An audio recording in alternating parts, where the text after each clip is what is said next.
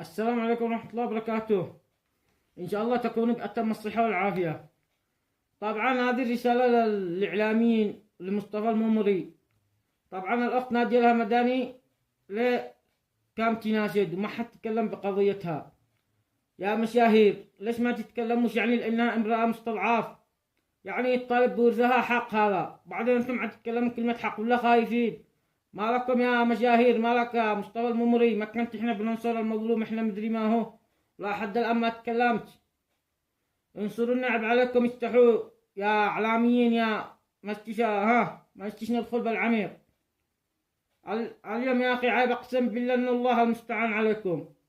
انصروا المظلوم، الله يلعنكم يا مطبلين يا اعلاميين يا فتالي. اسمعوا كلامها ايش يقول، اقسم بالله ان توقع القلب. عيب، استحوا على انفسكم واسمعوا كلامها، وتحياتي لكم. صمت صمت صمت صمت صمت صمت صمت. مناشدة بعد مناشدة، كلام بعد كلام، يعني رسالة بعد رسالة. معقول ما وصلت ولا لمسؤول ولا لحد؟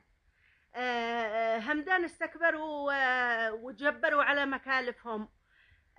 أي مسؤول ممكن يسمع، أي مشهور ممكن يوصل صوتي. يا مشهورين يا يوتيوبر يا خلق الله يا عباد الله، أنا بين ظلم، أنا بين انتهك كرامتي من أقرب الناس لي. يا خلق الله، أنا ضايعة مدمرة. لمن ألجأ؟ أسير أطور بالمنظمات الدولية سلة غذائية ولا دور غالب قاضي؟ يا خلق الله، اسمعوا ما هو عيب ولا هي جريمة ان انتم توقفوا مع مكلف.